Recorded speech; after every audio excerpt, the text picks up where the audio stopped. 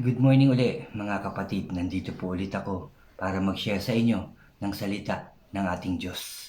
Magandang umaga po sa inyo mga kapatid. At kagaya ng ating mga ginagawa kapag tayo mag-uumpisa, tayo po ay mananalangin mga kapatid. Samahan niyo po ako.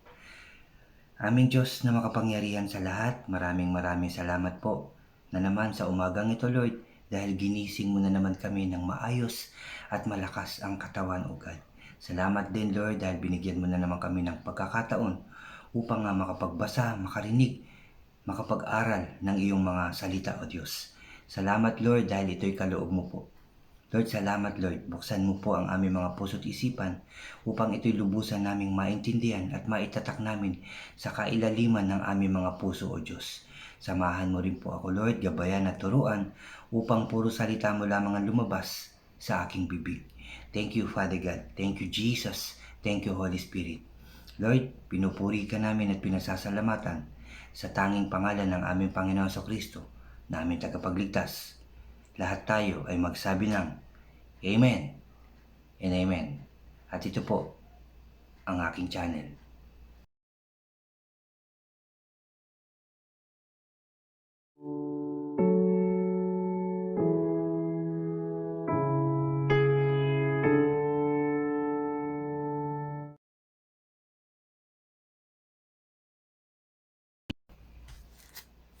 Hello po ulit mga kapatid, Brother OG po. Unahin ko lang po dun sa mga bago po dyan sa aking channel, huwag niyo pong kalimutan na mag-subscribe po kayo. Paki-like and share niyo po ang aking mga videos at yung notification bell din po, paki-click po para lagi po kayong updated sa mga iba ko pang i-upload. Salamat po mga kapatid, salamat po. Kahapon, shinare ko po sa inyo ang chapter 25 ng Genesis na may pamagat po ito ang mga iba pang lahi ni Abraham. Namatay si Abraham, ang lahi ni Ismael. Ipinanganak sina Esau at Jacob. At ang huli, ipinagbili ni Esau ang kanyang karapatan. So dito po sa chapter 6 ang aking isi-share po sa inyo. At may pamagat po itong si Isaac sa Gerar at sa Beersheba. At ang sinundan po niyan ay ang kasunduan ni Isaac at ni Abimelech. Sabi po dito sa verse 1 ng chapter 26 nga po, tulad na nangyari ng panahon ni Abraham, nagkaroon muli ng tagutom sa lupain ng Kanaan. Nagkaroon na naman po ulit ng tagutom sa lugar sa lupain ng Kanaan. Kaya't nakarating si Isaac sa Gerar, sakop ni Abimelech na hari ng mga Filisteo. Sabi dito, nagpakita si Yahweh kay Isaac at nagsabi, huwag ka nga pupunta sa Ehipto. Manirahan ka sa lupaing ituturo ko sa iyo. Dito ka muna, sabi ng ating Diyos. Sasamahan kita at pagpapalain ibibigay ko sa iyo, sa iyong lahi ang buong lupaing ito, tulad ng aking pangako sa iyong amang si Abraham. Pararamihin kong gaya ng mga bituin sa kalangitan ang iyong lahi, at lahat ng lupaing ito'y ibibigay ko sa kanila. At sabi dito, at hihilingin sa akin ng lahat ng bansa sa daigdig na sila'y pagpalain ko tulad ng ginawa ko sa iyong lahi. Hihilingin ng lahat, lahat ng lahi, mga kapatid, na pagpalain din ang lahat ng tao. Pagpapalain kita dahil kay Abraham, sapagkat sinunod niya ako at tinupad ang aking mga utos. Pagpapalain niya daw si Abraham. At pagpapalain niya rin itong kanyang anak na si Isaac dahil sinunod ni Abraham ang mga utos ng ating Diyos, mga kapatid. Tayo rin. Nawa, mga kapatid, lahat tayo, hindi lang ako, hindi lang ang mga bishop, pastor, mga leader na naglilingkod sa ating Diyos, kundi lahat ng tao ay sundin ang ating Diyos upang tayong lahat ay pagpalain ng ating Diyos. Amen. Doon nga tumira si Isaac sa Gerar. Kung tinatanong siya ng mga taga roon tungkol kay Rebecca. Sinasabi niyang ito'y kanyang kapatid. Inilihim niyang mag-asawa sila sa takot na siya ay patayin para makuha si Rebecca, sapagkat ito'y maganda, kagaya din ni Abraham kay Sarah. Natatakot din siyang patayin siya dahil napakaganda ng kanyang asawa, kagaya nitong si Rebecca din. Hindi pa sila nagtatagal sa lugar na iyon, na natungawan minsan ni Abimelech sina Isaac at Rebecca na naglalambingan. Pinatawag agad ni Abimelech si Isaac at sinabi, "Tiyak na asawa mo ang babaeng iyon, hindi ba? Bakit ang sabi mo'y kapatid mo? Natatakot po ako na baka ako'y patayin kung sasabihin kong asawa ko siya."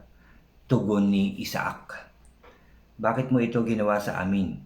Wika ni Abimelech, "Kung siya'y ginalaw ng isa sa mga tauhan ko, isinubo mo pa kami sa kapahamakan." At sinabi ni Abimelech sa kanyang nasasakupan, papatayin ang sinumang umapi sa mag-asawang ito. Amen, no? Ginabayan na naman sila ng ating Diyos. Nang taong iyon, si Isaac ay nagsaka sa lupain ng Gerar, at makasanda ang ibayo ang kanyang inani kaysa kanyang itinanim, mga kapatid. Pinagpala ng gusto ng ating Diyos si Isaac. Biro nyo, ulitin ko lang itong chapter, verse 12, mga kapatid. Nang taong iyon, si Isaac ay nagsaka sa lupain ng Gerar, at makasanda ang ibayo ang kanyang inani kaysa kanyang itinanim. Napakarami, di ba?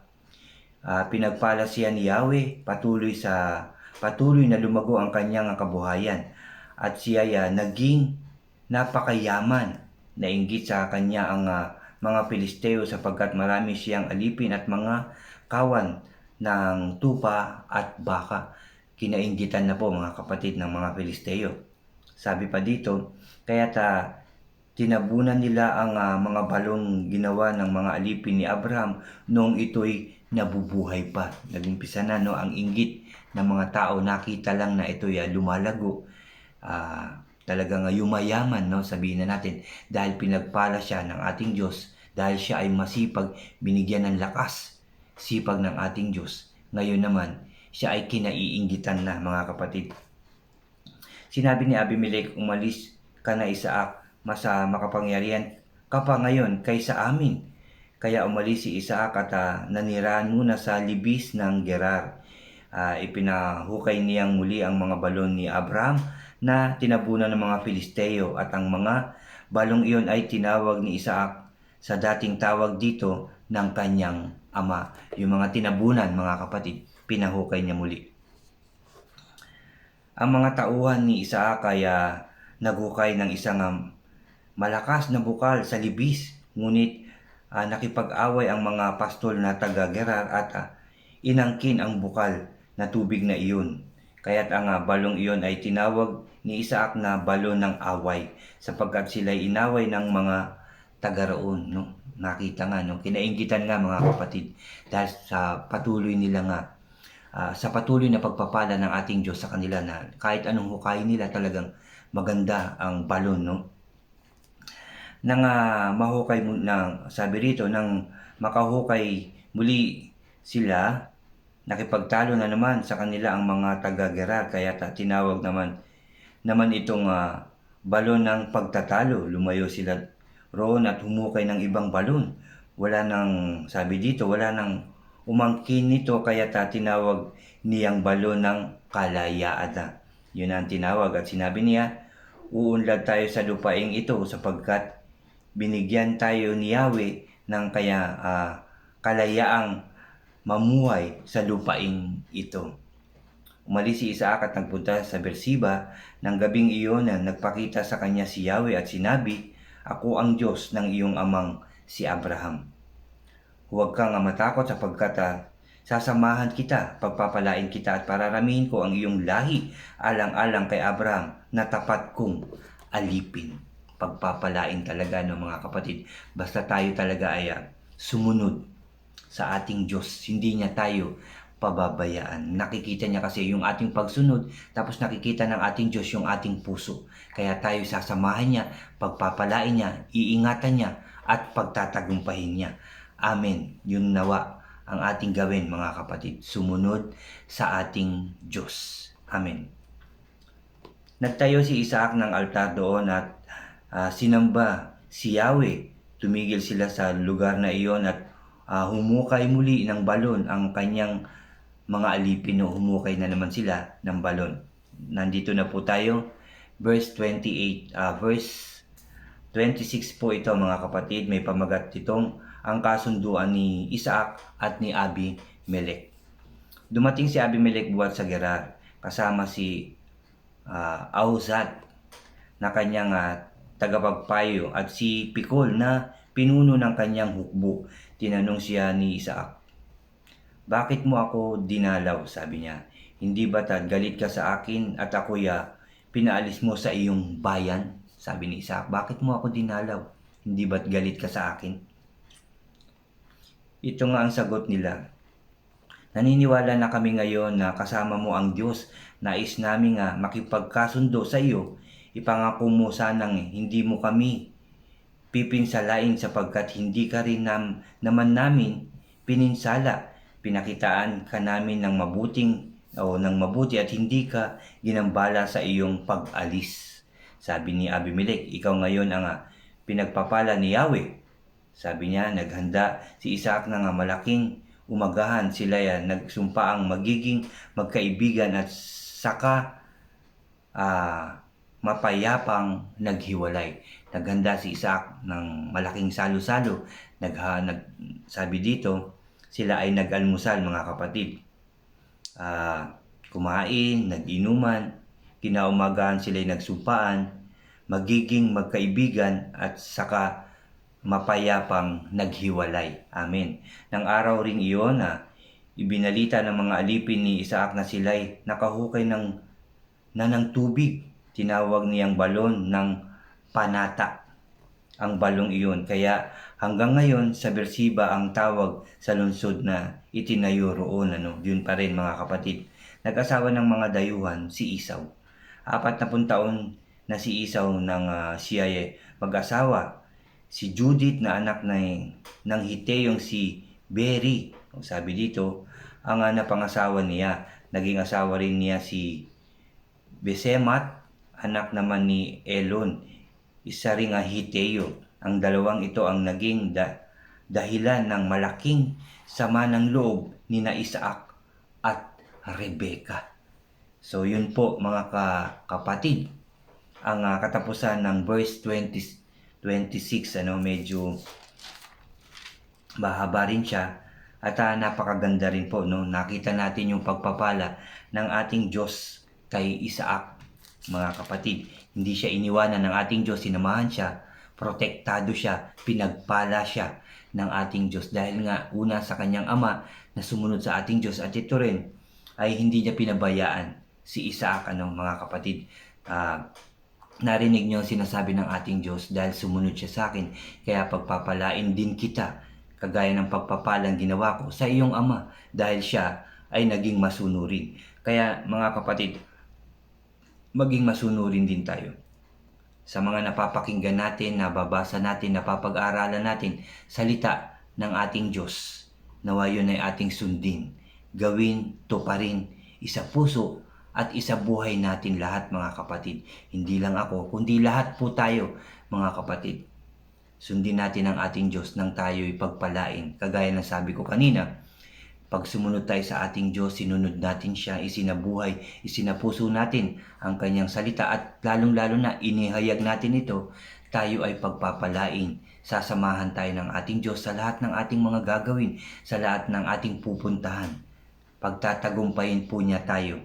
Dahil yan naman po ang pangako ng ating Diyos sa Kanya, sumunod lang sa atin. Yan ang pangako ng ating Diyos sa atin, sumunod lamang tayo sa Kanya. Sigurado po, hindi niya tayo pababayaan. Anuman ang nangyayari sa atin, lumapit tayo sa ating Diyos, magtiwala tayo sa Kanya, sundin natin siya. Hindi niya tayo pababayaan. Magiging maayos ang lahat. Magiging masaya tayo. Magiging malakas ang ating katawan. pagpapalain niya tayo 10 ng ating mga mahal sa buhay. Yan po ang pangako ng ating Diyos sa ating lahat. Salamat po sa ating Diyos. Salamat po din sa inyo mga kapatid sa pagsama nyo na naman sa akin. Salamat sa ating Diyos talaga. Salamat po. Muli mga kapatid, tayo po ay lalapit ulit sa ating Diyos. Mananalangin po ulit tayo. Lalapit tayo. Sabihin nyo na mga kapatid ang inyong mga gusto sa ating Diyos. Yung mga gusto nyong sabihin, hilingin sa ating Diyos dahil nakikita niya ang ating puso. Samahan niyo po ako mga kapatid. Sigurado po ako na nandito ang ating Diyos na nakikinig sa ating ngayon at sa tuwing tayo ay mananalangin. Magsiyuko po tayo. Aming Diyos na makapangyarihan sa lahat, maraming salamat po dahil una Lord, nagtagumpay ang aming gawaing ito. Sinamahan mo po kami o God. Binuksan mo ang aming mga puso at isipan. Salamat Lord. Salamat Jesus. Salamat Holy Spirit o God. Thank you Lord. Thank you sa kalakasan Lord na ibinigay mo sa amin. Talino at sipag upang kami laging makinig, magbasa at mag-aral ng iyong mga makapangyarihang salita o Diyos. Salamat po dahil kaloob mo po ito sa aming lahat o God. Salamat po Lord. Salamat Jesus. Salamat Holy Spirit. Lord, ingatan mo po kami lahat. 10 ng aking mga mahal sa buhay, mga kapatid sa pananampalataya, mga kaibigan, kapitbahay, ang aking ang mga kasamahan na nakikinig, na nandyan ngayon, nakikinig ng iyong mga salita. Lahat ng tao, Father God, simula sa aming presidente, pababa sa kanyang mga mahal sa buhay, sa kanyang mga kasamahan sa pamahalaan, kasama na rin ang mga scientist, doktor, nurse, pulis, sundalo, hanggang sa amin, O Diyos. Ingatan mo po kami lahat, samahan, proteksyonan, O Diyos. Pagpalain mo rin kami lahat, O Diyos. Nawa, lahat din ng mga iniisip, lahat ng mga balak ng aming mga presidente sa bawat bansa, iyong pagtagumpayin, samahan mo rin sila, proteksyonan mo po sila. Magtagumpay nawa silang lahat sa iyong pangalan, O Diyos, sa pangalan ng aming Panginoong Hesukristo. Magtagumpay din po kami sa pangalan ng aming Panginoong Hesukristo, O God. Salamat Lord, salamat Jesus, salamat Holy Spirit. Alam ko po na lagi mo po kaming ilalayo sa anumang kapahamakan, karamdaman, tukso at gawa ng kaaway, O Diyos. Sasamahan mo kami, poproteksyonan mo kami at kami magtatagumpay sa pangalan ng aming Panginoon sa Kristo. Salamat po Lord, dahil alam ko pong aalisin mo na ang virus na meron ang aming bansa, ang aming mundo. Lilinisin mo na ulit, magiging maayos, ligtas, masagana at tagumpay na muli ang aming mga pamumuhay, O Diyos. Magsisimula kami ng mas maayos muli na buhay, O God. Magsisimulang mas maayos ang aming pamumuhay. In Jesus' name, O God. In Jesus' name. Dahil po yan sa inyo. Dahil po yan, O Lord, sa inyong pagmamahal sa amin lahat. Muli, Lord, salamat, Lord. Salamat, Jesus. Salamat, Holy Spirit, Lord. Salamat po sa katagumpayang ito, Lord, sa pagpapala, O God, sa iyong pagmamahal na hindi nagbabago sa amin lahat. Thank you, Lord. Thank you, Jesus. Thank you, Holy Spirit. Muli, Lord, pinupuri ka namin at pinasasalamatan, sinasamba at dinadakila, O Diyos, sa tanging pangalan ng aming Panginoon sa Kristo, na aming tagapagligtas. Lahat tayo, mga kapatid, ay magsabi ng Amen and Amen. Amen po. Salamat sa ating Diyos. Salamat sa ating Panginoon sa Kristo. Salamat sa ating Holy Spirit. Salamat din po sa inyo mga kapatid. Salamat sa lagi niyong suporta, pakikinig ng salita ng ating Diyos. Sa aking sharing, salamat po dahil lagi kayong nandyan. Pagpalain nawa kayo ng ating Diyos na buhay, ng ating Diyos na makapangyarihan. Salamat po at God bless po sa inyong lahat. God bless po sa ating lahat. Salamat po.